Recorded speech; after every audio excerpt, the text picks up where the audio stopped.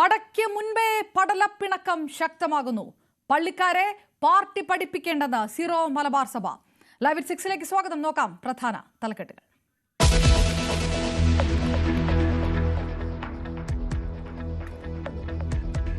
നിയമസഭാ തെരഞ്ഞെടുപ്പിൽ കണ്ണും നട്ട് കോൺഗ്രസ് എംപിമാർ.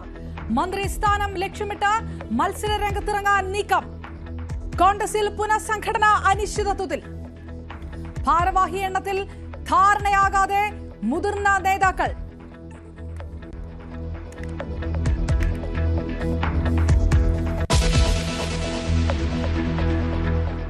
സിപിഎമ്മിനെതിരെ സീറോ മലബാർ സഭ. പാംപ്ലാനിയെ ഒറ്റപ്പെടുത്തുന്ന നടപടി അപലപനീയം. എം.വി. ഗോവിന്ദന്റെ പ്രസ്താവന നിരുത്തരവാദപരം. ആർക്ക് നന്ദി പറയണം, ആരെ വിമർശിക്കണമെന്നതിൽ ഇടപെടേണ്ടതും സഭ.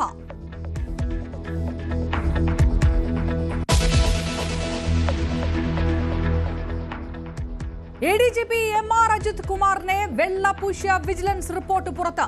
പരാതിക്കാരൻ പറഞ്ഞതെല്ലാം കളവെന്ന റിപ്പോർട്ട്. ഒന്നിനും തെളിവില്ലെന്നും പരാമർശം. അജിത് കുമാറിനെ മുഖ്യമന്ത്രി അന്തം വിട്ട് സഹായിക്കുന്നുവെന്ന് പ്രതിപക്ഷം. പിണറായി വിജയൻ ആഭ്യന്തര വകുപ്പ് ഒഴിയണമെന്ന് രമേശ് ചെന്നിത്തല.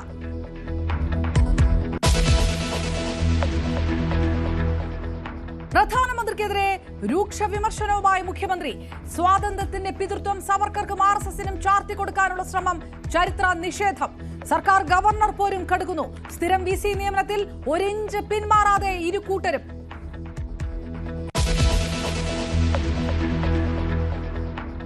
സംസ്ഥാനത്ത് വ്യാപക മഴ. 5 ജില്ലകളിൽ ഓറഞ്ച് അലർട്ട്. സംസ്ഥാനത്ത് ഷോക്കേറ്റ് 2 മരണം.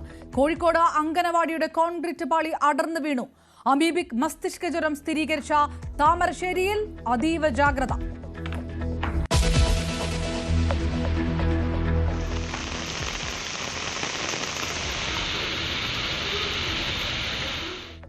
കനത്ത മഴയിൽ മുങ്ങി മുംബൈ. മണ്ണിടിച്ചിലിൽ 2 മരണം. ജമ്മു മിന്നൽ പ്രളയത്തിൽ മരണം 65. കാണാതായവർക്കായി തെരച്ചിൽ തുടരുന്നു.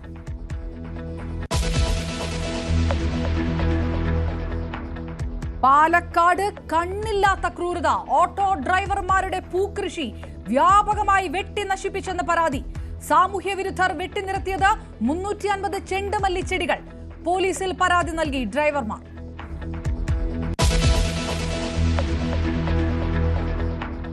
ചേർത്തല ബിന്ദു പത്മനാഭൻ തിരോധാനത്തിൽ നിർണായക വെളിപ്പെടുത്തൽ.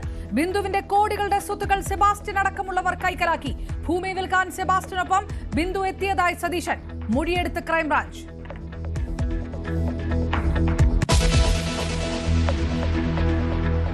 വോട്ടർ പട്ടിക വിവാദത്തിൽ മറുപടി പറയാൻ തെരഞ്ഞെടുപ്പ് കമ്മീഷൻ. നാളെ ഉച്ചയ്ക്ക് 3-ന് വാർത്താ സമ്മേളനം. രാഹുൽ ഗാന്ധി നയിക്കുന്ന വോട്ട് അധികാർ യാത്രയ്ക്ക് നാളെ തുടക്കം. തേജസ്വി യാദവ് പങ്കെടുക്കും.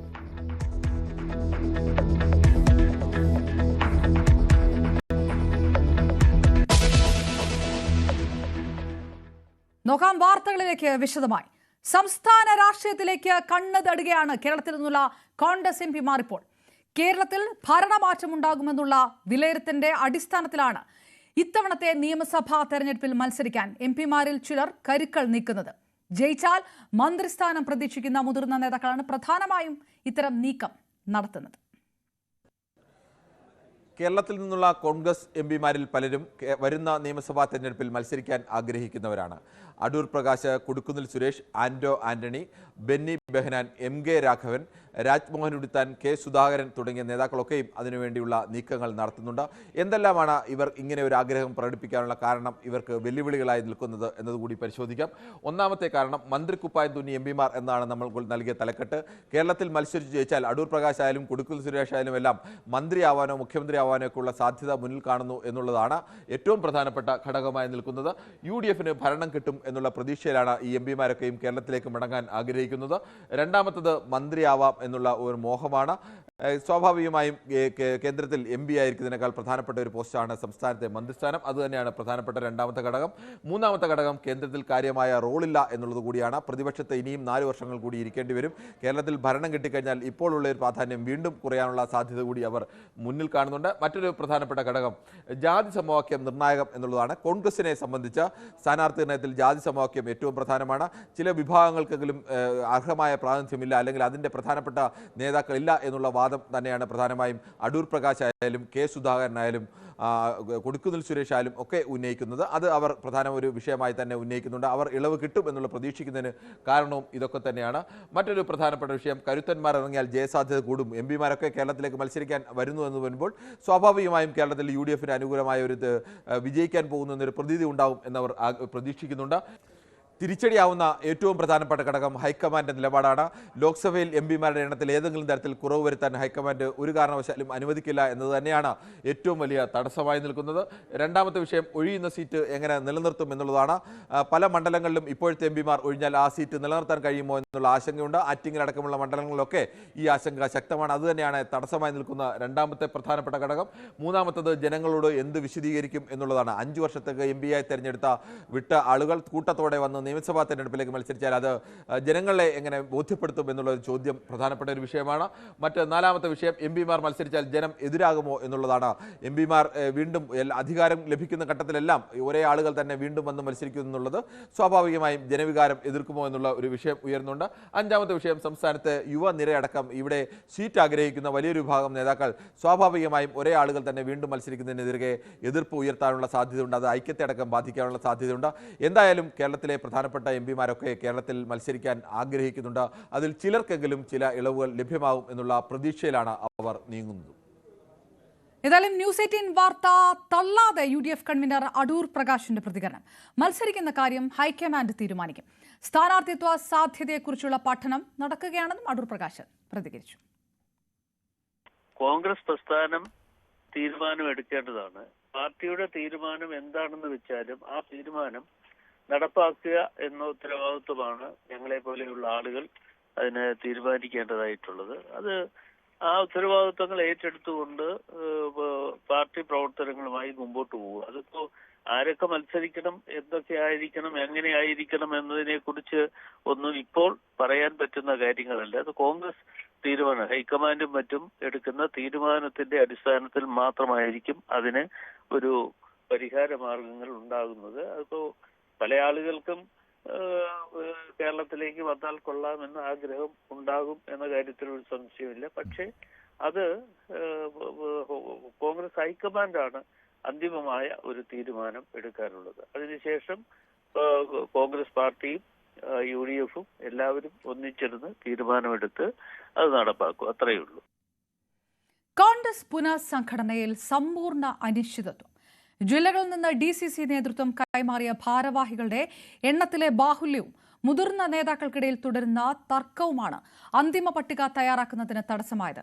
ഇതോടെ തദ്ദേശ തെരഞ്ഞെടുപ്പിന് മുൻപ് പുനഃസംഘടനാ നടപടികൾ പൂർത്തിയാക്കാനുള്ള ഹൈക്കമാൻഡ് ഇടപെടലും വെറുതെയായി.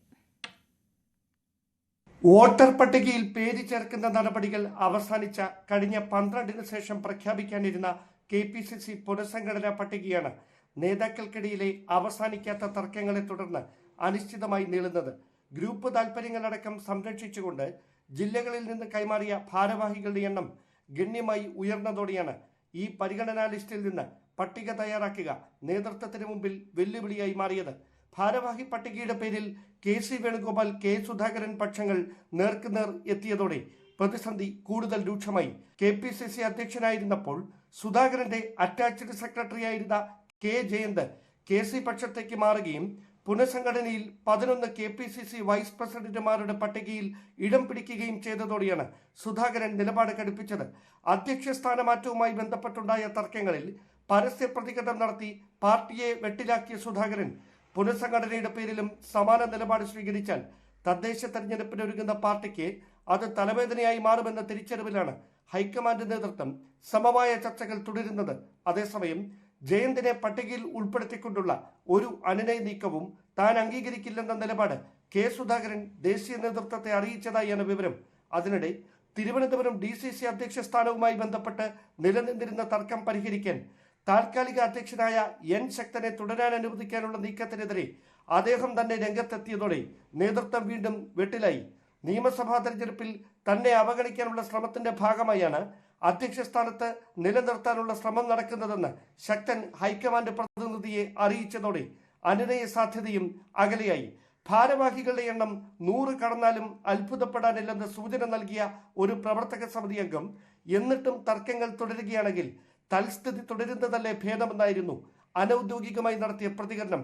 Dan Kurian, news 18 Thiruvananthapuram. ദുരൂഹത തീരുന്നില്ല. ചേർത്തലയിൽ വീണ്ടും ഞെട്ടിക്കുന്ന വെളിപ്പെടുത്തലുകൾ.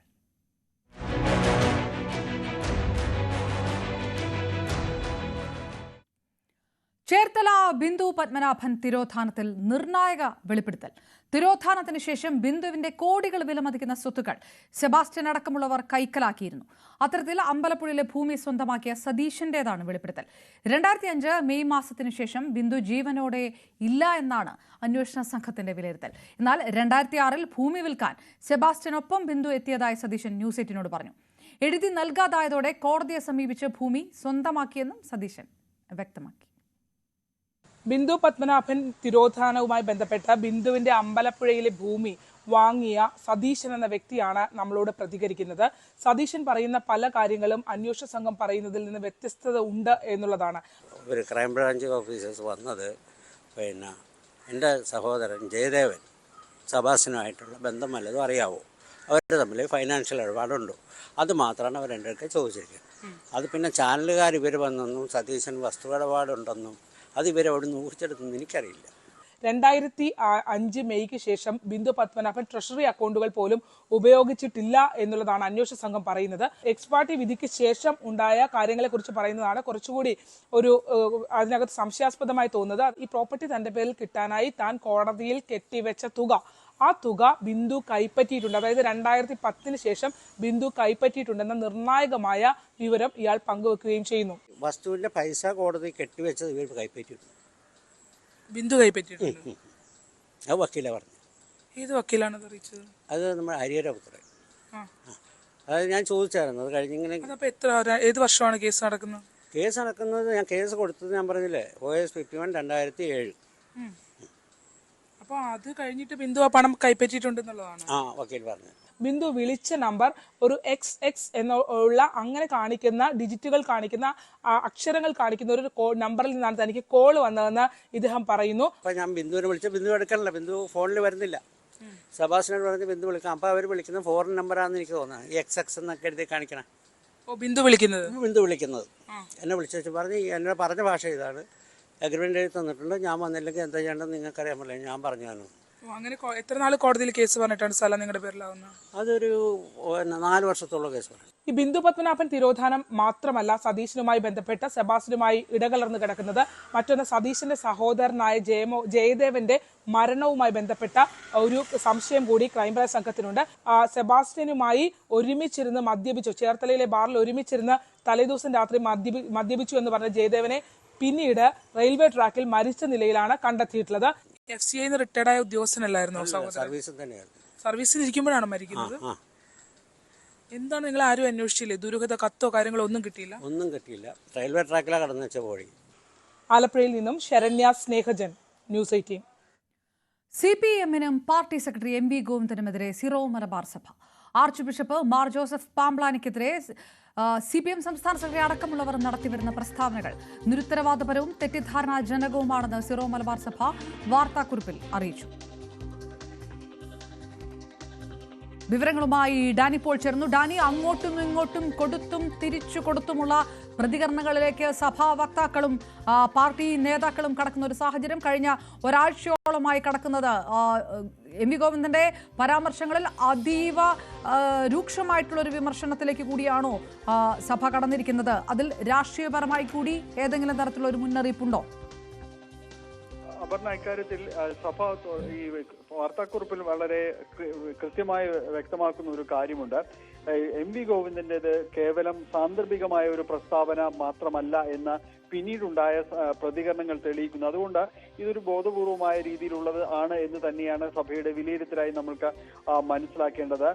ഇതിൽ സഭ വ്യക്തമാക്കുന്നത് സിറോ മലബാർ സഭയ്ക്ക് ഒരു രാഷ്ട്രീയ പാർട്ടിയോടും പ്രത്യേകമായ ഒരു പ്രതിപത്തിയുമില്ല. സഭയുടെ രാഷ്ട്രീയ വിഷയങ്ങളോടുള്ള അതിന്റെ നിലപാടുകളിൽ അധിഷ്ഠിതമാണ്. ശരി ചെയ്യുമ്പോൾ അത് അംഗീകരിക്കാനും സഭയ്ക്ക് മടിയില്ല എന്നതെല്ലാം തന്നെ വ്യക്തമാക്കുകയും ചെയ്യുന്നു. പക്ഷേ ഇക്കാര്യത്തിൽ യാതൊരു രീതിയിലുമുള്ള ജനാധിപത്യ മര്യാദ രാഷ്ട്രീയ നേതാക്കൾ അവരുടെ പ്രസ്താവനകളിലും ഇടപെടലുകളിലും ഉണ്ടാകണമെന്ന് സഭ പറയുന്നു. അതുകൊണ്ട് തന്നെയാണ് ജോസഫ് പാംപ്ലാനി ബിഷപ്പിനെ അകാരണമായി ഒറ്റപ്പെടുത്തി വിമർശിക്കുന്ന ഒരു പ്രവണതയാണ് ഉണ്ടാകുന്നത്.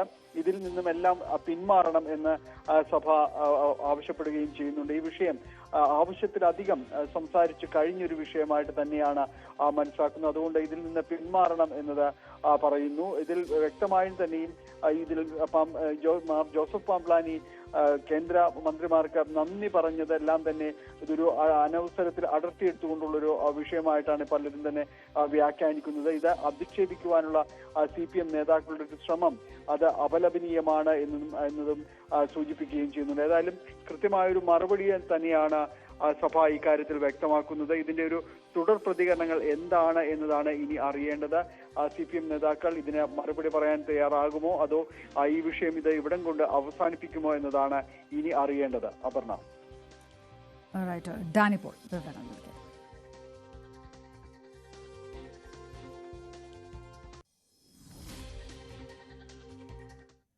CPM-നും പാർട്ടി സെക്രട്ടറി MV ഗോവിന്ദനുമെതിരെ Syro Malabar Sabha, archbishop Mar Joseph പാംപ്ലാനിക്കെതിരെ CPM സംസ്ഥാന സെക്രട്ടറി നടത്തിയ പരാമർശങ്ങൾ നിരുത്തരവാദപരമാണെന്നാണ് സഭ വാർത്താക്കുറിപ്പിൽ അറിയിച്ചത്. ഡാനിപോളാണ് വിവരങ്ങൾ നൽകിയത്. മറ്റൊരു വാർത്തയിലേക്ക്. ലവ് ജിഹാദ് ക്രിമിനൽ കുറ്റമായി പ്രഖ്യാപിച്ച് കേരള നിയമസഭ നിയമം പാസാക്കണമെന്ന് BJP സംസ്ഥാന വൈസ് പ്രസിഡന്റ് ഷോൺ ജോർജ് ആവശ്യപ്പെട്ടു. കോതമംഗലത്ത് ആത്മഹത്യ ചെയ്ത പെൺകുട്ടിയെ പാനായിക്കുളത്ത് കൊണ്ടുപോയി പൂട്ടിയിട്ടുവെന്നാണ് ഷോൺ ജോർജിന്റെ ആരോപണം. മതപരിവർത്തനമെന്ന പരാതി ഉണ്ടായിട്ടും പോലീസ് കേസെടുക്കുന്നില്ല. കേസിൽ അറസ്റ്റിലായ റമീസിന്റെ കുടുംബം PFIയുടെ സംരക്ഷണത്തിലാണെന്നും ഷോൺ ജോർജ് ആരോപിച്ചു. മുനമ്പം വഖഫ് ഭൂമി കേസിൽ പ്രദേശവാസികളായ 5 പേർ കൂടെ ഹർജി നൽകി. കോഴിക്കോട് വഖഫ് ട്രൈബ്യൂണലിലാണ് ഹർജി നൽകിയത്. ഇതോടെ ഹർജി നൽകിയ മുനമ്പം നിവാസികളുടെ എണ്ണം 11 ആയി. എല്ലാ ഹർജികളും ഒന്നിച്ച് ഈ മാസം 30-ന് വാദം കേൾക്കും. ഹർജി അനുവദിക്കണോ എന്നതിലാണ് വാദം നടക്കുക. പറവൂർ കോടതിയുടെ 1967 വിധി പകർപ്പ് ഹാജരാക്കാൻ ആവശ്യപ്പെടുമെന്നും ട്രൈബ്യൂണൽ അറിയിച്ചു. ADGP MR അജിത് കുമാറിനെ വെള്ളപൂശിയ റിപ്പോർട്ട് പുറത്ത്. പരാതിക്കാരൻ പറഞ്ഞതെല്ലാം കളവാണെന്ന് തെളിയിക്കുന്നതാണ് റിപ്പോർട്ട്. നിയമവിരുദ്ധമായ ഒന്നും നടന്നിട്ടില്ലെന്നും മരം മുറി നടപടിക്രമം പാലിച്ചായിരുന്നുവെന്നും റിപ്പോർട്ടിൽ പറയുന്നു. അതേസമയം മുഖ്യമന്ത്രി അജിത് കുമാറിനെ അന്തം വിട്ട് സഹായിക്കുകയാണെന്ന ആരോപണവുമായി കോൺഗ്രസും രംഗത്തെത്തി. ക്രമസമാധാന ചുമതലയിലുണ്ടായിരുന്ന ADGP MR അജിത് കുമാറിനെതിരെ MLA ആയിരുന്ന PV അൻവർ ഉന്നയിച്ച ഗുരുതര ആരോപണങ്ങളുമായി ബന്ധപ്പെട്ട് വിജിലൻസ് നടത്തിയ വിശദമായ അന്വേഷണത്തിന് ശേഷമാണ് ക്ലീൻ ചിറ്റ് റിപ്പോർട്ട് കോടതിയിൽ സമർപ്പിച്ചത്. പക്ഷേ കോടതി കഴിഞ്ഞ ദിവസം ഈ റിപ്പോർട്ട് തള്ളിക്കൊണ്ട് കോടതിയുടെ നേരിട്ടുള്ള മേൽനോട്ടത്തിൽ തുടരന്വേഷണം നടത്താൻ ഉത്തരവിടുകയായിരുന്നു. അതേസമയം ഈ ക്ലീൻ ചിറ്റ് നൽകിക്കൊണ്ട് വിജിലൻസ് കോടതിയിൽ സമർപ്പിച്ച റിപ്പോർട്ടാണ് ഇപ്പോൾ പുറത്തായിരിക്കുന്നത്. അതിൽ പ്രധാനമായി PV അൻവർ MR അജിത് കുമാറിനെതിരെ ഉന്നയിച്ച മുഴുവൻ ഗുരുതരമായ ആരോപണങ്ങളും നിഷേധിച്ചുകൊണ്ട് അത് മുഴുവൻ വാസ്തവവിരുദ്ധമാണ് എന്ന് പരാമർശിച്ചുകൊണ്ടുള്ള റിപ്പോർട്ടിലെ വിശദാംശങ്ങളാണ് പുറത്തു വന്നിരിക്കുന്നത്. പ്രധാനമായി എടുത്തു പറയുന്നത് സ്വർണ്ണക്കടത്ത് കേസുമായി ബന്ധപ്പെട്ട് ADGP MR അജിത് കുമാറിനെതിരെ ഉന്നയിച്ച ആരോപണങ്ങൾ മുഴുവൻ വാസ്തവവിരുദ്ധമാണ്. അത്തരത്തിൽ ഒരു ബന്ധവും MR അജിത് കുമാറിന് സ്വർണ്ണക്കടത്ത് കേസുമായി ബന്ധപ്പെട്ട് ഇല്ല. അദ്ദേഹത്തെ വ്യക്തിഹത്യ നടത്താനുള്ള നീക്കത്തിൻ്റെ ഭാഗമായാണ് ഇങ്ങനെയൊരു ആരോപണം ഉന്നയിക്കപ്പെട്ടത് എന്നാണ് അതുമായി ബന്ധപ്പെട്ടുള്ള പരാമർശം. അതോടൊപ്പം മരമുറി കേസുമായി ബന്ധപ്പെട്ട് നിയമവിരുദ്ധമായ ഒരു നടപടികളും ഉണ്ടായിട്ടില്ല. ക്രമപ്രകാരം തന്നെ നിയമപ്രകാരമുള്ള നടപടികൾ പാലിച്ചുകൊണ്ടാണ് മരമുറിയുമായി ബന്ധപ്പെട്ട നടപടികൾ നടന്നിരിക്കുന്നത്. അതിലുൾപ്പെടെ MR അജിത് കുമാറിനെ ബോധപൂർവം കരിവാരിത്തേക്കാനുള്ള ശ്രമമാണ് നടന്നത് എന്നാണ് ഈ റിപ്പോർട്ടിലെ പരാമർശം. MR അജിത് കുമാറിനെതിരെ ഉയർന്ന എല്ലാ ഗുരുതരമായ ആരോപണങ്ങളും അടിസ്ഥാനരഹിതമാണ് എന്ന് വ്യക്തമാക്കിക്കൊണ്ടാണ് ഈ ക്ലീൻ ചിറ്റ് റിപ്പോർട്ട് വിജിലൻസ് കോടതിയിൽ സമർപ്പിച്ചത്.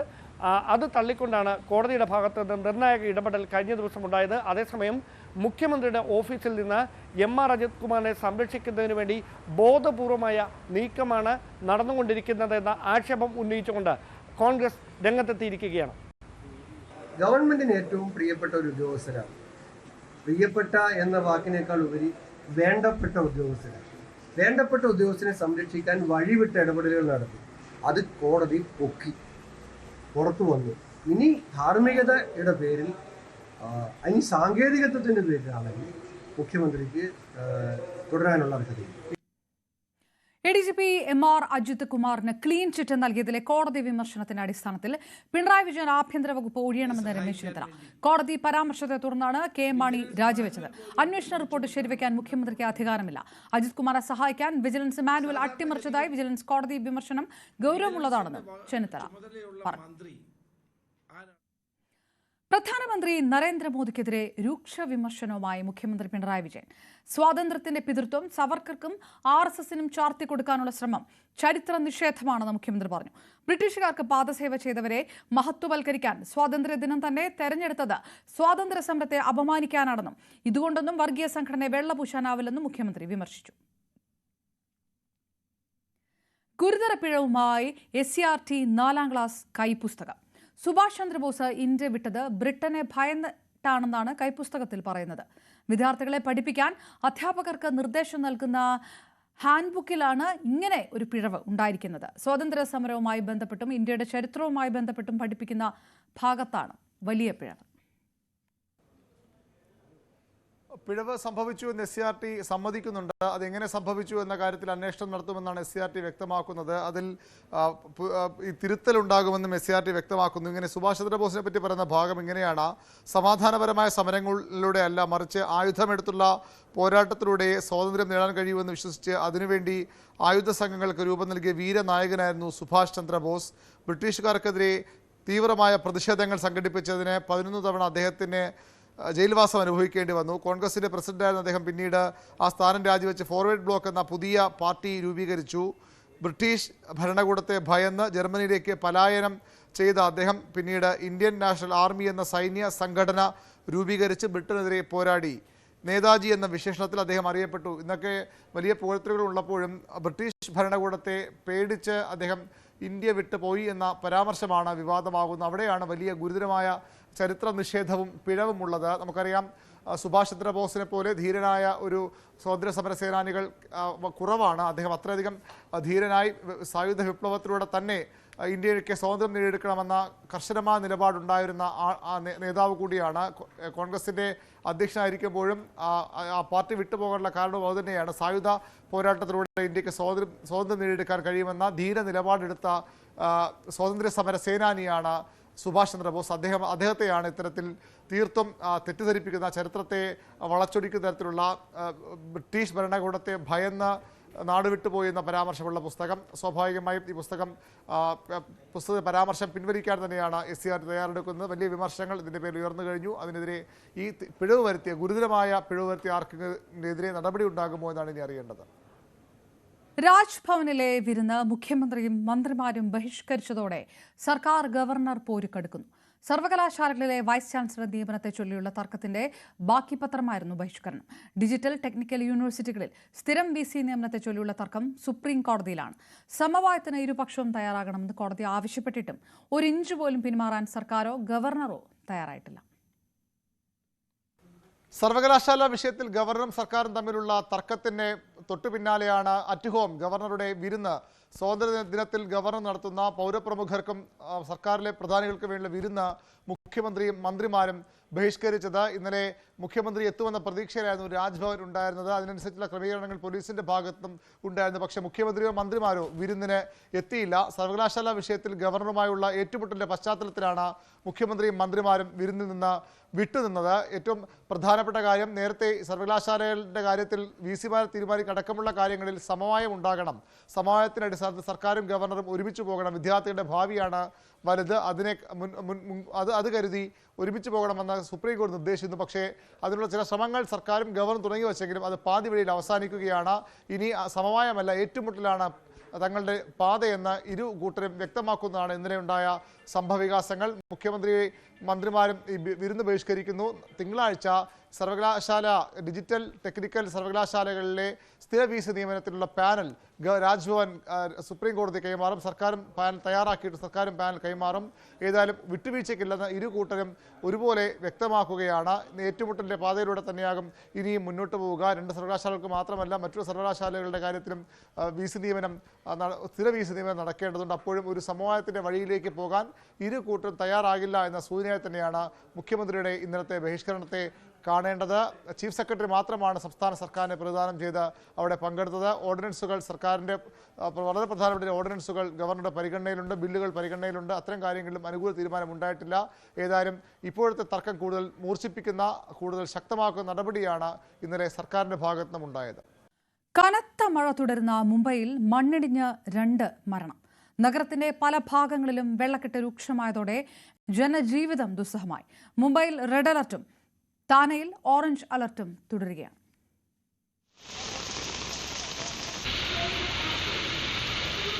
ജന്മാഷ്ടമി ആഘോഷങ്ങളുടെ നിറം കെടുത്തിയാണ് മുംബൈയിലെ പെരുമഴ. ഇന്നലെ രാത്രി 11 മണി മുതൽ ഇന്ന് പുലർച്ചെ 4 മണി വരെയുള്ള 5 മണിക്കൂറിൽ നഗരത്തിൽ പെയ്തത് 200 മില്ലിലിറ്റർ മഴയാണ്.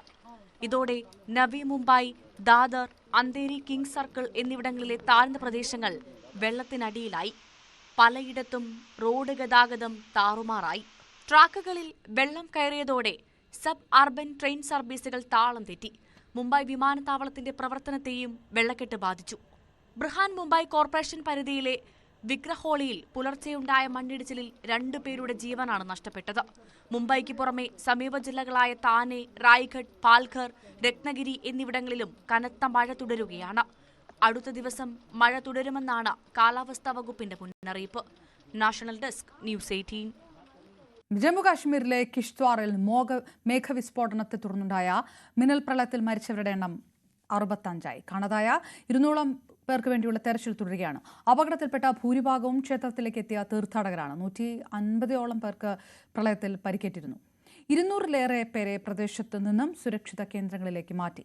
സൈന്യത്തിന്റെയും ദേശീയ സംസ്ഥാന ദുരന്ത നിവാരണ സേനകളുടെയും നേതൃത്വത്തിൽ പ്രദേശത്ത് രക്ഷാപ്രവർത്തനം തുടരുകയാണ്. പാകിസ്ഥാനിൽ മിന്നൽ പ്രളയത്തിൽ 243 പേരാണ് മരിച്ചത്. നിരവധി പേരെ കാണാതായി. വടക്ക് പടിഞ്ഞാറൻ പാകിസ്ഥാനിലെ ബുണർ ജില്ലയെയാണ് പ്രളയം ഏറ്റവും കൂടുതൽ ബാധിച്ചത്. ഇവിടെ മാത്രം 157 പേർ മരിച്ചതായാണ് വിവരം. ബുണറിൽ രക്ഷാപ്രവർത്തനം തുടരുകയാണെങ്കിലും പ്രതികൂല കാലാവസ്ഥ വെല്ലുവിളി ഉയർത്തുന്നു. മണ്ണിലും ചെടിയിലും പുതഞ്ഞു കിടക്കുന്ന പ്രദേശത്തേക്ക് എത്തിച്ചേരാൻ സാധിക്കുന്നില്ലെന്നും രക്ഷാപ്രവർത്തനം ദുഷ്കരമാണെന്നും ദുരന്ത നിവാരണ സേന അറിയിച്ചു.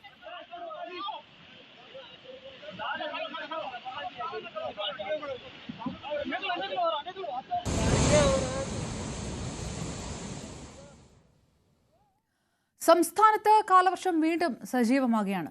എല്ലാ ജില്ലകളിലും മഴ മുന്നറിയിപ്പ് പ്രഖ്യാപിച്ചു. എറണാകുളം, ഇടുക്കി, തൃശൂർ, കണ്ണൂർ, കാസർഗോഡ് ജില്ലകളിൽ ഓറഞ്ച് അലർട്ടാണ്. ബംഗാൾ ഉൾക്കടലിന് മുകളിൽ രൂപപ്പെട്ട പുതിയ ന്യൂനമർദ്ദമാണ് മഴ വീണ്ടും ശക്തമാകാൻ കാരണം. വിവരങ്ങളുമായി അജയ് സുധ ബിജു ചേർന്നു.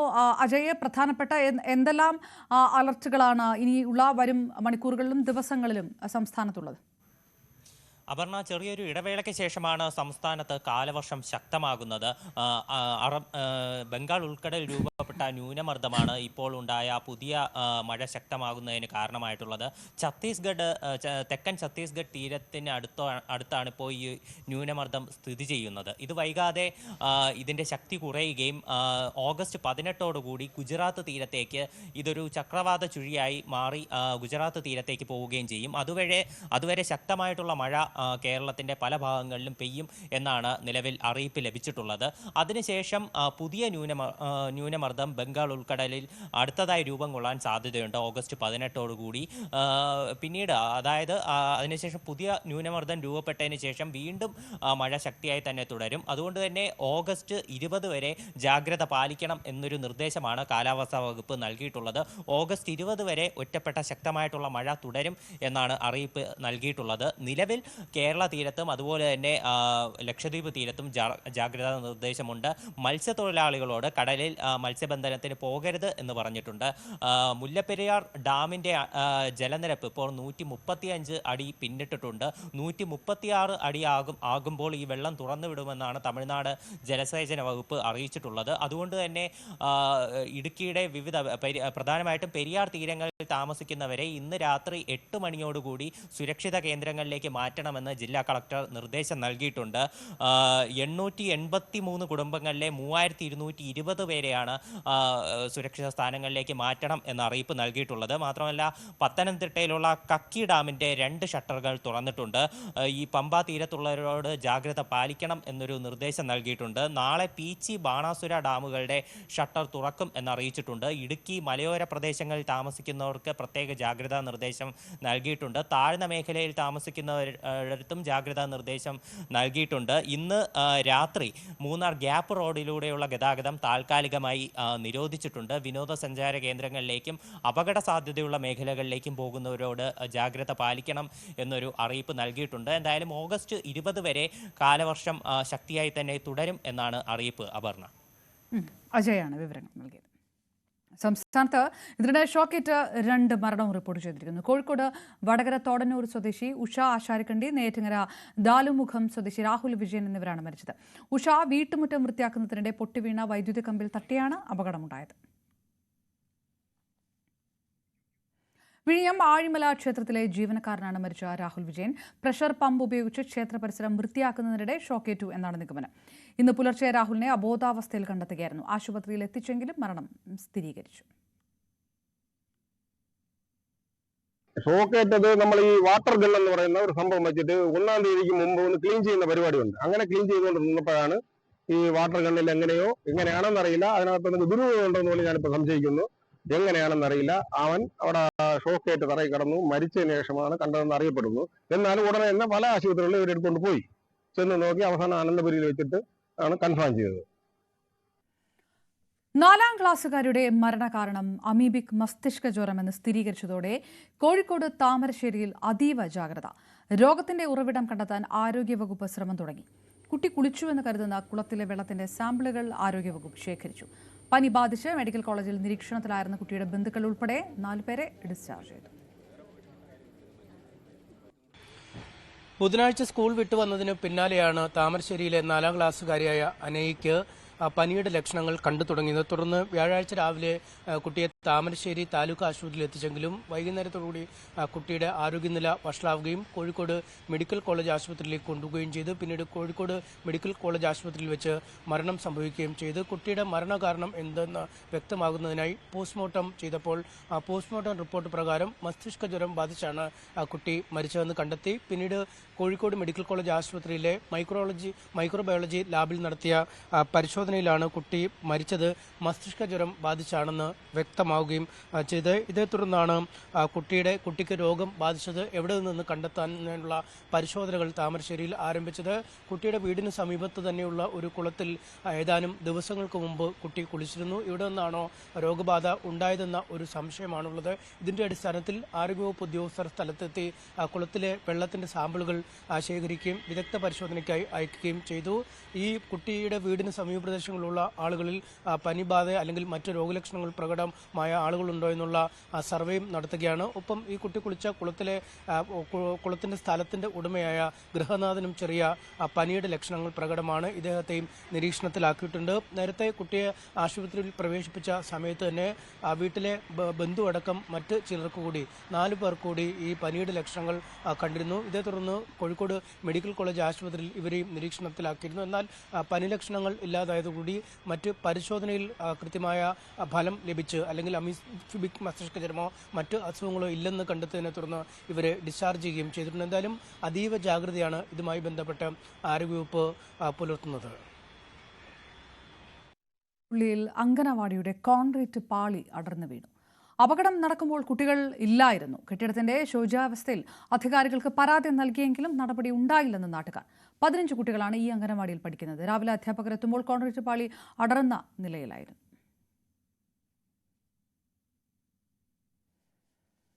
സംസ്ഥാനത്ത് പാലം നിർമ്മാണ പ്രവൃത്തികളിലെ സാങ്കേതിക നടപടിക്രമങ്ങളിൽ വരുത്തേണ്ട മാറ്റങ്ങളെക്കുറിച്ച് പഠിക്കാൻ വിദഗ്ധ സമിതിയെ നിയോഗിക്കാൻ തീരുമാനിച്ചു. പൊതുമരാമത്ത് വകുപ്പ് മന്ത്രി പി എ മുഹമ്മദ് റിയാസിന്റെ അധ്യക്ഷതയിൽ ചേർന്ന ഉന്നതതല യോഗത്തിലാണ് തീരുമാനമെടുത്തത്. IIT, NIT തുടങ്ങിയ സ്ഥാപനങ്ങളിലെ വിദഗ്ധരെ ഉൾപ്പെടുത്തിയാകും പ്രത്യേക സമിതി രൂപീകരിക്കുക. പൊതുമരാമത്ത് വകുപ്പിലെ ചീഫ് എഞ്ചിനീയർമാരെ കൂടി സമിതി ഉൾപ്പെടുത്തും. കോഴിക്കോട് നിർമ്മാണത്തിനിടെ പാലം തകർന്നതിൽ പൊതുമരാമത്ത് മന്ത്രി പി എ മുഹമ്മദ് റിയാസിനെതിരെ കേസെടുക്കണമെന്ന് രമേശ് ചെന്നിത്തല. പാലാരിവട്ടം പാലത്തിന്റെ പേരിൽ ഇബ്രാഹിം കുഞ്ഞിന്റെ പേരിൽ കേസെടുത്തവർ 3 പാലം തകർന്നു വീണിട്ടും മന്ത്രിയുടെ പേരിൽ കേസെടുക്കുന്നില്ല എന്നും ചെന്നിത്തല ആരോപിച്ചു. കോട്ടയം പാമ്പാടിയിൽ നിയന്ത്രണം നഷ്ടമായ കാർ റോഡരികിലെ മതിലിടിച്ച് 3 വയസ്സുകാരിക്ക് ദാരുണാന്ത്യം. മലപ്പള്ളി സ്വദേശിനിയായ കീർത്തിയാണ് മരിച്ചത്. അപകടത്തിൽ കാറിലുണ്ടായിരുന്ന 5 പേർക്ക് പരിക്കേറ്റു.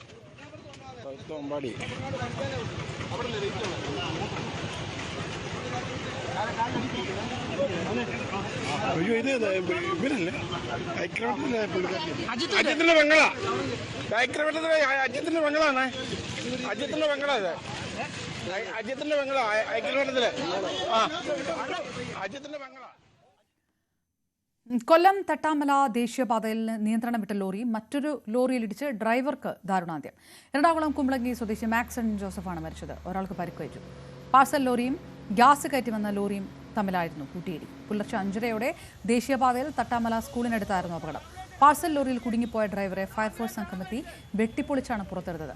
കഴക്കൂട്ടത്തെ പ്ലാന്റിൽ നിന്നും ആലപ്പുഴയിലേക്ക് സിലിണ്ടർ കയറ്റി പോവുകയായിരുന്ന ലോറിയിൽ എതിർദിശയിൽ വന്ന പാഴ്സൽ വാൻ ഇടിച്ച് കയറുകയായിരുന്നു.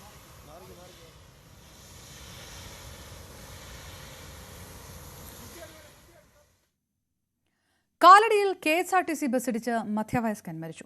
കാലടി കായ്പട്ടൂർ സ്വദേശി തോമസ് ആണ് മരിച്ചത്. കാലടി ടൗണിൽ റോഡ് മുറിച്ചു കടക്കുന്നതിനിടെ പെരുമ്പാവൂർ ഭാഗത്തു നിന്ന് വന്ന KSRTC ബസ് ഇടിക്കുകയായിരുന്നു. ബസ് ഇടിച്ചിട്ട് നിർത്താതെ പോയി.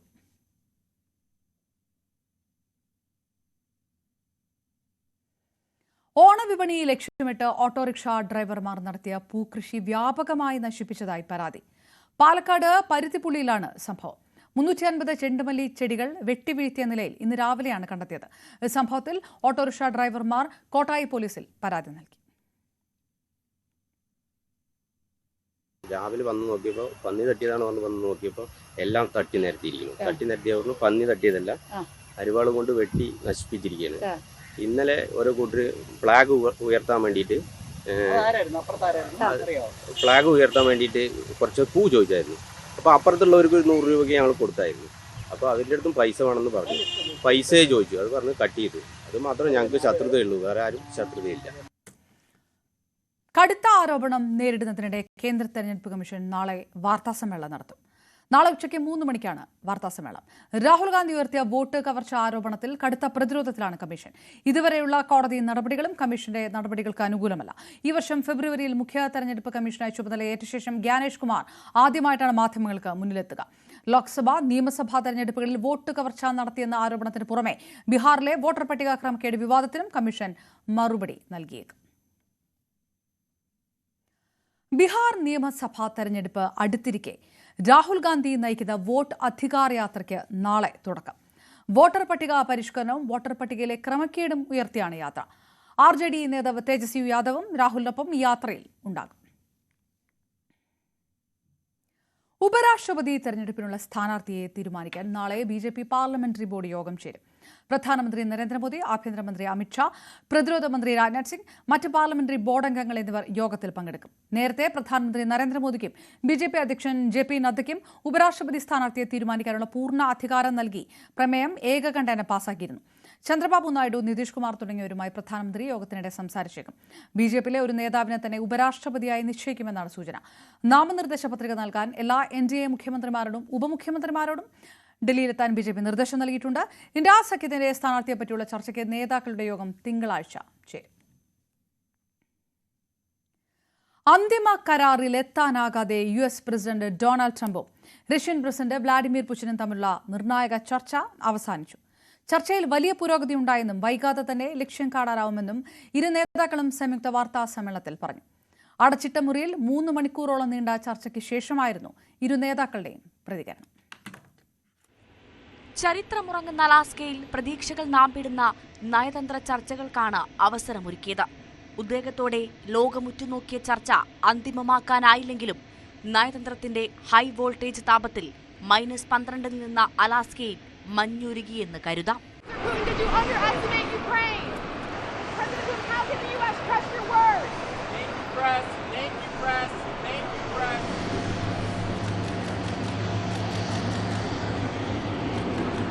ചർച്ചയിലുണ്ടായ പുരോഗതി ഇല്ലാതാക്കുന്ന നീക്കങ്ങൾക്ക് യുക്രൈനോ യൂറോപ്യൻ രാജ്യങ്ങളോ മുതിരരുതെന്ന് റഷ്യൻ പ്രസിഡന്റ് വ്ളാഡിമിർ പുടിൻ പറഞ്ഞു.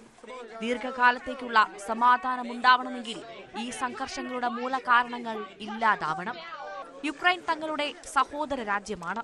ഇന്ന് തങ്ങൾ എത്തിച്ചേർന്ന ധാരണകൾ ആ ലക്ഷ്യത്തിലേക്ക് എത്തിച്ചേരാനുള്ള പാത തുറക്കുമെന്ന് പ്രതീക്ഷിക്കുന്നുവെന്നും പുടിൻ.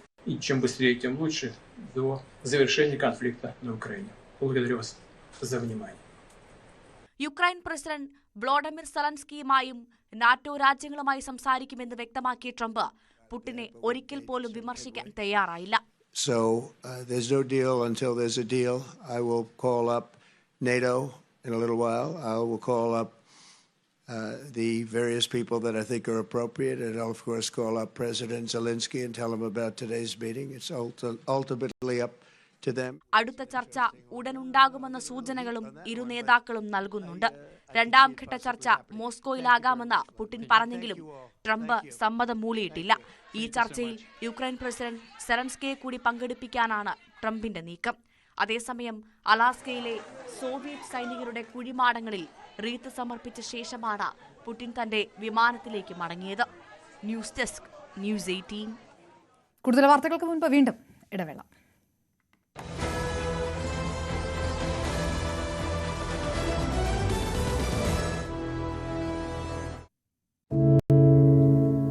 എന്തു പറ്റി നമ്മുടെ നാടിന് എന്ന് ചോദിച്ചു പോകുന്ന കാര്യങ്ങളാണ് ഇപ്പോൾ സംഭവിക്കുന്നത്.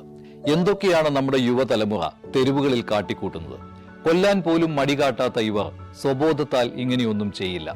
നാടിന്റെ അഭിമാനമായി വളരേണ്ട യുവത്വത്തെ ഇങ്ങനെ പോകാൻ അനുവദിച്ചുകൂടാ. നമ്മൾ ഓരോരുത്തരും മാതാപിതാക്കൾ കൂടിയാണ്. നേർവഴിക്ക് നടത്താൻ, തെറ്റുകൾ പറഞ്ഞു മനസ്സിലാക്കാൻ നമുക്ക് കഴിയണം. ഇപ്പോഴത്തെ അക്രമ സംഭവങ്ങളിൽ 99% ലഹരിയുടെ, പ്രത്യേകിച്ച് ഗുരുതരമായ ആരോഗ്യ പ്രശ്നങ്ങളിലേക്ക് കൊണ്ടുവന്നെത്തിക്കുന്ന ഡ്രഗ്സിന്റെ ഉപയോഗമുണ്ടെന്ന് മനസ്സിലാക്കിയിട്ടുണ്ട്. ഇത് നിസ്സാരമല്ല. കണ്ടില്ലെന്ന് നടിക്കാൻ ആർക്കുമാവില്ല. ജീവിതം ഒട്ടേറെ ബാക്കിയുണ്ടെന്ന് യുവതലമുറ മനസ്സിലാക്കണം. സ്നേഹിക്കാൻ, സർഗാത്മകത, ലഹരിയുടെ സഹായമില്ലാതെ വളർത്താൻ അവർക്ക് കഴിയണം. നിയമത്തിന്റെ ശക്തി.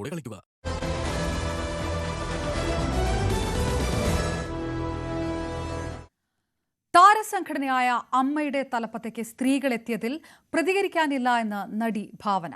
നിലവിൽ അമ്മയിൽ അംഗമല്ല. മറ്റൊരവസരത്തിൽ കൂടുതൽ പറയാമെന്നും ഭാവന പറഞ്ഞു. കഴിഞ്ഞ ദിവസം അമ്മയുടെ ഇലക്ഷൻ നടന്നു. സ്ത്രീകളാണ് ലീഡർഷിപ്പിലേക്ക് വന്നുള്ളത്. എങ്ങനെ കാണുന്നു ഇലക്ഷൻ? എനിക്ക് അത് നമുക്ക് എപ്പോഴെങ്കിലും പറയാം, വേറെ സാഹചര്യത്തിൽ സംസാരിക്കാം. അല്ല, എന്തായാലും WCC ഉൾപ്പെടെ എല്ലാവരുമായിട്ട് സഹകരിക്കാൻ തയ്യാറാണെന്ന് പുതിയ പ്രസിഡന്റ് വ്യക്തമാക്കിയിട്ടുണ്ട്. അവർ സഹകരിക്കുമെന്ന് എനിക്ക് സത്യം പറഞ്ഞാൽ അറിയില്ല. ബിക്കോസ് ഞാനിപ്പോ അമ്മയിലൊരു മെമ്പർ അല്ല. സോ ഐ തിങ്ക് നമുക്ക് അതിന് ഒരു സാഹചര്യം വരുമ്പോൾ സംസാരിക്കാം. പ്രൊഡ്യൂസേഴ്സ് അസോസിയേഷൻ തെരഞ്ഞെടുപ്പിലെ തോൽവിൽ നിന്ന് പാഠം ഉൾക്കൊണ്ട് പൊരുതുമെന്ന് സാന്ദ്ര തോമസ്. നീതി കിട്ടുമെന്ന പ്രതീക്ഷയില്ല, പക്ഷേ ശ്രമം തുടർന്നുകൊണ്ടേയിരിക്കും. അമ്മ സംഘടനയുടെ തലപ്പത്തേക്ക് സ്ത്രീകൾ വന്നത് സ്വാഗതാർഹമെന്നും സാന്ദ്ര പറഞ്ഞു. ഫിലിം ചേംബർ സെക്രട്ടറി സ്ഥാനത്തേക്കും എക്സിക്യൂട്ടീവ് കമ്മിറ്റിയിലേക്കും സാന്ദ്ര തോമസ് നോമിനേഷൻ നൽകി. അത് കഴിഞ്ഞ പരാജയത്തിൽ നിന്ന് പാഠം ഉൾക്കൊണ്ടുകൊണ്ടായിരിക്കും ഇപ്പോ സെക്രട്ടറി സ്ഥാനത്തേക്ക് ഞാൻ നിൽക്കുകയാണ് ചേംബറിന്റെ. അപ്പൊ പോരാട്ടം തുടരുക തന്നെയാണ്. അറിയില്ല എത്രത്തോളം ഫൈറ്റ് ചെയ്യാൻ പറ്റുന്നു. പറ്റാവുന്നിടത്തോളം എന്റെ ഈ പോരാട്ടം തുടർന്നുകൊണ്ട് തന്നെ ഇരിക്കും. മൺഡേ ആണ് സ്ക്രൂട്ടിനി. മൺഡേ സ്ക്രൂട്ടിനി കഴിയുമ്പോഴേ അറിയത്തുള്ളൂ എങ്ങനെയാണെന്നുള്ളത്. ഞാൻ എക്സിക്യൂട്ടീവ് കമ്മിറ്റിയിലും കൊടുത്തിട്ടുണ്ട്. ഇപ്പം പ്രൊഡ്യൂസേഴ്സ് അസോസിയേഷനിലെ ഒരു അവസ്ഥ അറിയാലോ. അപ്പൊ അതുകൊണ്ട് തന്നെ അതിലും കൊടുത്തിട്ടുണ്ടെന്നുള്ളതേ ഉള്ളൂ. സെക്രട്ടറി സ്ഥാനത്തേക്കായിരിക്കും മത്സരിക്കുന്നത്. അങ്ങനെ ഒരു പ്രതീക്ഷയൊന്നും എനിക്കില്ല. എന്നാലും ഞാൻ എന്റെ ശ്രമം ഞാൻ തുടർന്നുകൊണ്ടേയിരിക്കും. തിരുവനന്തപുരം വർക്കലയിൽ സ്വാതന്ത്ര്യദിനാഘോഷങ്ങളുടെ ഭാഗമായി അംഗനവാടി കുട്ടികളുടെ കയ്യിൽ രാഖി ധരിപ്പിക്കാൻ നിർദ്ദേശം നൽകിയ ചൈൽഡ് ഡെവലപ്മെന്റ് പ്രോജക്ട് ഓഫീസർക്കെതിരെ പ്രതിഷേധം ശക്തമാക്കുന്നു. വർക്കല താലൂക്ക് ഓഫീസിന് മുന്നിൽ പ്രതിഷേധിച്ച് ഡിവൈഎഫ്ഐ പ്രവർത്തകരെ പോലീസ് അറസ്റ്റ് ചെയ്ത് നീക്കി. ടീച്ചർമാരുടെ ശ്രദ്ധയ്ക്ക്, ടീച്ചർമാര് നാളെ ഓഗസ്റ്റ് 15 ഭാഗമായിട്ട് ഇതുപോലെ രാഖി ഉണ്ടാക്കിയിട്ട് കുട്ടികളുടെ കയ്യിൽ കെട്ടുക. അത് രാഖി ഉണ്ടാക്കിയതിന്റെ ഫോട്ടോയും കുട്ടികളെ കയ്യിൽ കെട്ടുന്ന ഫോട്ടോയും ഗ്രൂപ്പിലിടേണ്ടതാണ്. അംഗൻവാടികളിൽ സ്വാതന്ത്ര്യദിനാഘോഷം നടത്തുന്നതിന്റെ ഭാഗമായി കുട്ടികൾക്ക് രാഖി ധരിപ്പിക്കണമെന്നായിരുന്നു CDPC ഓഫീസറുടെ നിർദ്ദേശം. ഇതിന്റെ ഫോട്ടോയെടുത്ത് ഗ്രൂപ്പിലിടണമെന്നും നിർദ്ദേശമുണ്ടായിരുന്നു. ഇതിന്റെ ഭാഗമായി വർക്കല നഗരസഭയിലെ ഒട്ടുമിക്ക അംഗൻവാടികളിലും ത്രിവർണ പതാകയുടെ മാതൃകയിലുള്ള രാഖി കുട്ടികളുടെ കയ്യിൽ ധരിപ്പിച്ചു. എന്നാൽ കണ്ണമ്പ് വാർഡിലെ അംഗൻവാടിയിൽ വാർഡ് കൌൺസിലർ കൂടിയായ BJP പ്രവർത്തകയുടെ നേതൃത്വത്തിൽ RSS രക്ഷാബന്ധൻ ഉപയോഗിക്കുന്ന രാഖി കുട്ടികളെ ധരിപ്പിച്ചു എന്നാണ് ആരോപണം. ഒരു രക്ഷിതാവ് ഇതിന്റെ ഫോട്ടോ സമൂഹ മാധ്യമത്തിൽ പോസ്റ്റ് ചെയ്തതോടെയാണ് പ്രതിഷേധം. ഡിവൈഎഫ്ഐ പ്രവർത്തകർ താലൂക്ക് ഓഫീസിന് മുന്നിൽ പ്രതിഷേധിച്ചു.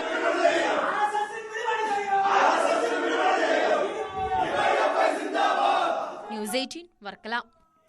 തിരുവനന്തപുരം നന്ദിയോട് സ്കൂൾ പാർലമെന്റ് തെരഞ്ഞെടുപ്പുമായി ബന്ധപ്പെട്ട ആഹ്ലാദ പ്രകടനത്തിനിടെ വിദ്യാർത്ഥികൾക്ക് മദ്യം വിതരണം ചെയ്തതായ ആരോപണം. തെരഞ്ഞെടുപ്പ് വിജയാഘോഷവുമായി ബന്ധപ്പെട്ട് മദ്യവിതരണം നടന്നതായാണ് KSUവിന്റെ ആരോപണം. വിദ്യാർത്ഥികൾ മദ്യം കുപ്പിയിൽ പകർന്ന് നൽകുന്ന ദൃശ്യങ്ങളും പുറത്തുവന്നു. മദ്യം നൽകിയത് ആരാണെന്ന് കണ്ടെത്താൻ പരിശോധന തുടരുകയാണെന്ന് പാലോട് പോലീസ് അറിയിച്ചു. ഈ മദ്യം വെച്ചമാർ കഴിച്ചുകൊണ്ടിരുന്നതാണത് സാറേ. ഒരു സ്കൂളിന്റെ പരിസ്ഥിതി മദ്യം വന്ന എങ്ങനെ സാറേ? അത് എവന്റെ കയ്യിൽ നിന്ന് എങ്ങനെ പിടിച്ചു? ഒരു പണിയില്ലാതെ കുഴപ്പമില്ല.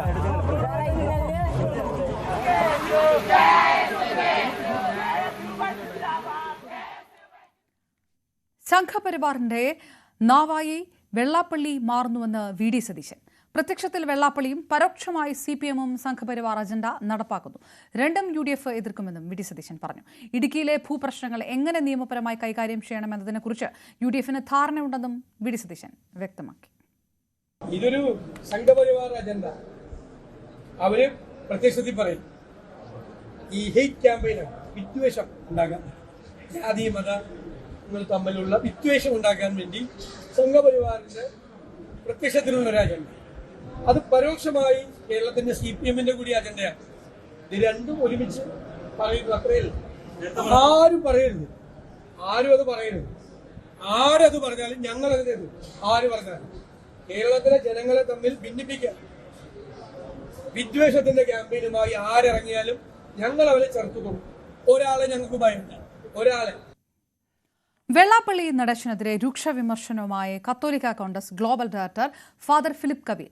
സ്വന്തം സമുദായത്തിന്റെ ആവശ്യങ്ങൾ പറയുന്നതിന് മറ്റ് സമുദായങ്ങളെ അവഹേളിക്കരുതെന്ന് അദ്ദേഹം പറഞ്ഞു. ക്രിസ്ത്യൻ മുസ്ലിം വിഭാഗങ്ങൾക്കെതിരെ വിദ്വേഷ പരാമർശങ്ങൾ ആവർത്തിക്കുന്നതിൽ സർക്കാർ നടപടി ഉണ്ടാകുന്നില്ലെന്നും ഫിലിപ്പ് കബീൽ കുറ്റപ്പെടുത്തി. തീർച്ചയായും വെള്ളാപ്പള്ളി നടേശൻ എന്ന സമുദായ നേതാവിന് അദ്ദേഹത്തിൻ്റെ സമുദായത്തിൻ്റെ അവകാശങ്ങൾക്ക് വേണ്ടി പറയാൻ അവകാശമുണ്ട്. അതിനെ ഞങ്ങളൊക്കെ ബഹുമാനിക്കുന്നുമുണ്ട്. പക്ഷേ അതൊരു മറ്റൊരു സമുദായത്തെ ഇകഴ്ത്തി പറഞ്ഞോ മറ്റൊരു സമുദായത്തിന് അവകാശങ്ങളെ ഹനിക്കണമെന്ന് പറഞ്ഞ് ചെയ്യാൻ പാടില്ല. അപ്പോൾ അദ്ദേഹം മുസ്ലിങ്ങളെയും ക്രൈസ്തവരെയും പേരെടുത്ത് പറഞ്ഞ് ഇകഴ്ത്തി പറയുന്നതായി ഞങ്ങളുടെ ശ്രദ്ധയിൽപ്പെട്ടു. അദ്ദേഹത്തെ ബഹുമാനിക്കുന്നതോടൊപ്പം സ്നേഹത്തോടെ അദ്ദേഹത്തോട് പറയുകയാണ്, അത്തരം വിദ്വേഷപരമായ പരാമർശങ്ങൾ നമ്മളുടെ ഈ സമൂഹത്തിൻ്റെ ഒരു സഹിഷ്ണുതയ്ക്കും നല്ല ഒരു ജീവിതത്തിന് നല്ലതല്ല. കത്തോലിക്ക കോൺഗ്രസ് യൂത്ത് കൗൺസിൽ സമ്മേളനത്തിൽ നിന്ന് BJP വിട്ടുനിന്നു. പാലക്കാട് നടന്ന ദേശീയ യുവജന സമ്മേളനത്തിൽ നിന്നാണ് വിട്ടുനിന്നത്. BJP സംസ്ഥാന വൈസ് പ്രസിഡന്റ് ഷോൺ ജോർജിനെ ക്ഷണിച്ചിരുന്നുവെന്ന് കത്തോലിക്ക കോൺഗ്രസ്. വിട്ടുനിന്നതിൽ അവർ അതൃപ്തി പ്രകടിപ്പിച്ചു. ചർച്ചയിൽ UDFന് വേണ്ടി VT ബൽറാമും CPMനായി റിയാസുദ്ദീനും മാത്രമാണ് പങ്കെടുത്തത്. BJP പ്രതിനിധിയുടെ സാന്നിധ്യം കൂടുതൽ ചർച്ചയാകും. ADM നവീൻ ബാബുവിന്റെ മരണത്തിൽ തുടരന്വേഷണം ആവശ്യപ്പെട്ട് ഭാര്യ മഞ്ജുഷ നൽകിയ ഹർജി പരിഗണിക്കുന്നത് ഈ മാസം 23 മാറ്റി. കണ്ണൂർ 1ാം ക്ലാസ് മജിസ്ട്രേറ്റ് കോടതിയാണ് കേസ് പരിഗണിക്കുന്നത്. കുറ്റപത്രത്തിലെ 13 പിഴവുകൾ ചൂണ്ടിക്കാട്ടിയാണ് ഹർജി. ശരിയായ തെളിവുകൾ ശേഖരിച്ചില്ലെന്നും പ്രശാന്തനിൽ നിന്ന് കൈക്കൂലി വാങ്ങിയെന്ന വ്യാജ കേസ് ഉണ്ടാക്കാനുമായിരുന്നു ശ്രമമെന്നാണ് കുടുംബത്തിന്റെ ആരോപണം. ഇതിൽ ശരിയായ അന്വേഷണം വേണമെന്നാണ് ആവശ്യം. കേസ് അനന്തമായി നീട്ടാനാണ് ശ്രമമെന്ന് പ്രതി PP ദിവ്യയുടെ അഭിഭാഷകൻ കോടതിയിൽ വാദിച്ചു. ഏറ്റുമാനൂരിലെ ഷൈനിയുടെയും മക്കളുടെയും മരണത്തിൽ നാളെ കുറ്റപത്രം സമർപ്പിക്കും. ഷൈനിയുടെ ഭർത്താവ് നോബിയാണ് കേസിലെ ഏകപ്രതി. മുൻ കേസുകളിലെ തെളിവുകളും കുറ്റപത്രത്തിലുണ്ട്. ഭർത്താവിന്റെ നിരന്തരമുള്ള പീഡനത്തെ തുടർന്നാണ് ആത്മഹത്യയെന്നും തലേദിവസം ചെയ്ത ഫോൺ കോൾ ആത്മഹത്യയിലേക്ക് നയിച്ചു എന്നുമാണ് കുറ്റപത്രം. മാസങ്ങൾ നീണ്ട അന്വേഷണത്തിനൊടുവിലാണ് ഈ ഷൈനിയുടെ മക്കളുടെയും ആത്മഹത്യാ കേസിൽ കുറ്റപത്രം സമർപ്പിക്കാൻ ഏറ്റുമാനൂർ പോലീസ് തീരുമാനിച്ചിരിക്കുന്നത്. ഇത് സംബന്ധിച്ചുള്ള അന്വേഷണം പൂർത്തിയായതായി പോലീസ് പറയുന്നു. നാളെ ഏറ്റുമാനൂർ മജിസ്ട്രേറ്റ് കോടതിയിലാണ് ഇത് സംബന്ധിച്ചുള്ള കുറ്റപത്രം സമർപ്പിക്കുന്നത്. ഇതിൽ ഏറ്റവും പ്രധാനപ്പെട്ടത് ഈ നോബി മാത്രമാണ്, ഭർത്താവായ നോബി മാത്രമാണ് ഇതിലെ ഏക പ്രതി എന്ന് പറയുന്നു. ഈ നോബിയുടെ വീട്ടുകാർക്കെതിരെ, ഒപ്പം തന്നെ സഹോദരനായ വൈദികനെതിരെ, ബോബിക്കെതിരെ ഒക്കെ വലിയ ആരോപണങ്ങൾ ഉയർന്നൊരു കേസാണ്. ഒപ്പം തന്നെ ഷൈനിയുടെ കുടുംബത്തെ പോലും സംശയത്തിന്റെ നിഴലിലാക്കുന്ന പല ആരോപണങ്ങളും അയൽവാസികളുടെ ഭാഗത്തു നിന്നൊക്കെയും ഉണ്ടായിരുന്നു. അതായത് നോബി മാത്രമല്ല, ഈ സ്വന്തം കുടുംബത്തിലുണ്ടായ മാനസിക സമ്മർദ്ദവും ആത്മഹത്യയിലേക്ക് നയിച്ചു എന്നുള്ള ആരോപണങ്ങൾ ഉയർന്നിരുന്നതാണ്. പക്ഷേ നിലവിൽ എന്തായാലും പോലീസിനെ സംബന്ധിച്ച് ചൂണ്ടിക്കാണിക്കുന്ന അത്തരം വിവരങ്ങൾ ഒന്നും തങ്ങളുടെ അന്വേഷണത്തിൽ വ്യക്തമായിട്ടില്ല എന്നുള്ളതാണ്. ഈ നോബി തലേദിവസം വിളിച്ച് മാനസികമായി ഭീഷണിപ്പെടുത്തിയതും അടക്കമുള്ള കാര്യങ്ങൾ, പീഡിപ്പിച്ചത് അടക്കമുള്ള കാര്യങ്ങളാണ് ഈ ഒരു ആത്മഹത്യയിലേക്ക് നയിച്ചത് എന്നുള്ളതാണ് ഇതിൽ വന്നിരിക്കുന്ന ഒരു കുറ്റപത്രത്തിൽ പറഞ്ഞിരിക്കുന്ന ഏറ്റവും പ്രധാനപ്പെട്ട കാര്യം. ഒപ്പം തന്നെ നോബിയുടെയും ഷൈനിയുടെയും ഒക്കെ ഫോൺ ഫോറൻസിക് ലാബിൽ പരിശോധനയ്ക്ക് അയച്ചിട്ടുണ്ട്. അതിൻ്റെ പരിശോധനാ ഫലം വന്നിട്ടില്ല. ഈ ഫോണുകളിൽ കൂടുതൽ തെളിവുകൾ ഉണ്ടാകാനുള്ള സാധ്യതയാണ് പോലീസ് കാണുന്നത്. എന്തായാലും നിലവിൽ ഈ ഒരു കേസിൻ്റെ അന്വേഷണം പല വഴിക്ക് നീങ്ങിയെങ്കിലും പല തെളിവുകൾ ഇപ്പോൾ ഈ അയൽവാസികൾ അടക്കമുള്ളവർ പറഞ്ഞ പല തെളിവുകൾ ഉണ്ടെങ്കിലും നോബിയെ പ്രതിയാക്കിക്കൊണ്ടാണ് കുറ്റപത്രം സമർപ്പിച്ചിരിക്കുന്നത്. എന്തായാലും നേരത്തെ ഈ കേസിൽ അറസ്റ്റിലായ നോബി ദിവസങ്ങളോളം ജയിലിൽ കടന്നിരുന്നു. പിന്നീട് ഹൈക്കോടതിയൊക്കെ ഇടപെട്ടുള്ള ജാമ്യത്തിലൂടെയാണ് നോബിക്ക് പുറത്തിറങ്ങാൻ കഴിഞ്ഞത് എന്നുള്ളതാണ്. വളരെ ദാരുണമായൊരു സംഭവമായിരുന്നു ഉണ്ടായിരുന്നത്. വീടിന് സമീപത്തുള്ള റെയിൽ പാളത്തിലാണ് ഷൈനിയെയും 2 പെൺമക്കളെയും മരിച്ച നിലയിൽ കാണപ്പെട്ടത്. ഇവർ പുലർച്ചെ പള്ളിയിലേക്ക് പോകുന്നു എന്ന നിലയിൽ ഇറങ്ങിയ ശേഷം വീടിന് തൊട്ടടുത്തുള്ള റെയിൽ പാളത്തിൽ ചാടി, ട്രെയിനിന് മുന്നിൽ ചാടി ആത്മഹത്യ ചെയ്യുകയായിരുന്നു. അന്നത്തെ വിവരങ്ങളൊക്കെ പുറത്തു വന്നാൽ ഈ ലോക്കോ പൈലറ്റ് അടക്കമുള്ള അവർ ഇതിൻ്റെ വിവരങ്ങൾ മൊഴിയൊക്കെ നൽകുന്ന സാഹചര്യം ഉണ്ടായിട്ടുണ്ട്. ഇങ്ങനെ ഈ കേസിൽ പ്രധാനപ്പെട്ടതായി സാക്ഷിമൊഴികൾ അടക്കമുള്ള നിരവധി തെളിവുകളുണ്ട് എന്നുള്ളതാണ് പോലീസ് പറയുന്നത്. എന്തായാലും കുറച്ച് മാസങ്ങൾ നീണ്ട അന്വേഷണത്തിനൊടുവിലാണ് ഈ കേസിൽ ഒരു കുറ്റപത്രം സമർപ്പിക്കപ്പെടുന്നത്. കൊല്ലത്ത് ആരാധനാലയങ്ങൾ കേന്ദ്രീകരിച്ച് മോഷണം കൂടുന്നു. വഞ്ചിപ്പെട്ടികൾ കുത്തിപ്പൊളിച്ചും പണം കവരുന്നതാണ് മോഷ്ടാക്കളുടെ രീതി. കൊട്ടാരക്കര മുസ്ലിം ജുമാ മസ്ജിദിൽ നിന്ന് പണം കവരുന്ന CCTV ദൃശ്യങ്ങൾ പോലീസിന് ലഭിച്ചു. കൊട്ടാരക്കര പോലീസ് കേസെടുത്ത് അന്വേഷണം ആരംഭിച്ചു. കഴിഞ്ഞ ദിവസമായിരുന്നു കേസിനാസ്പദമായ സംഭവം ഉണ്ടായത്. കൊട്ടാരക്കര കോട്ടപ്പുറം മുസ്ലിം ജുമാ മസ്ജിദിൽ മോഷണം നടക്കുകയായിരുന്നു. നമുക്ക് ദൃശ്യങ്ങളിൽ കാണാം. ഈ വഞ്ചിപ്പെട്ടിയുടെ പൂട്ട് പൊളിക്കുകയും മോഷ്ടാവ് വഞ്ചിപ്പെട്ടിയിലുണ്ടായിരുന്ന പണം അപഹരിക്കുകയും ചെയ്തിട്ടുണ്ട്. ഇതിൻ്റെ ദൃശ്യങ്ങൾ സമീപത്ത് വെച്ചിരിക്കുന്ന CCTV ദൃശ്യങ്ങളിൽ കൃത്യമായി ഇതിൻ്റെ ദൃശ്യങ്ങൾ പതിയുകയും ചെയ്തു. പുലർച്ചെയാണ് ഈ മോഷണ വിവരം അറിയുന്നത്. പള്ളിയുടെ അധികൃതർ ഇവിടെ എത്തുമ്പോൾ ഇതിൻ്റെ പൂട്ട് പൊളിച്ച ഒരു അവസ്ഥയിലായിരുന്നു. അങ്ങനെയാണ് ഇവർ ഇതിൻ്റെ CCTV ദൃശ്യങ്ങൾ പരിശോധിച്ചത്. അപ്പോൾ അടിവസ്ത്രം മാത്രം ധരിച്ചുകൊണ്ട് ഉള്ള ഒരു മോഷ്ടാവ് ഇവിടെ എത്തുകയും പൂട്ട് പൊളിക്കുകയും ഇവിടെ നിന്നും പണം അപഹരിക്കുകയും ചെയ്യുന്ന ദൃശ്യങ്ങളാണ് കൃത്യമായി ലഭിച്ചിരിക്കുന്നത്. ഇത് കൊട്ടാരക്കര പോലീസിൽ സമർപ്പിച്ചിട്ടുണ്ട്.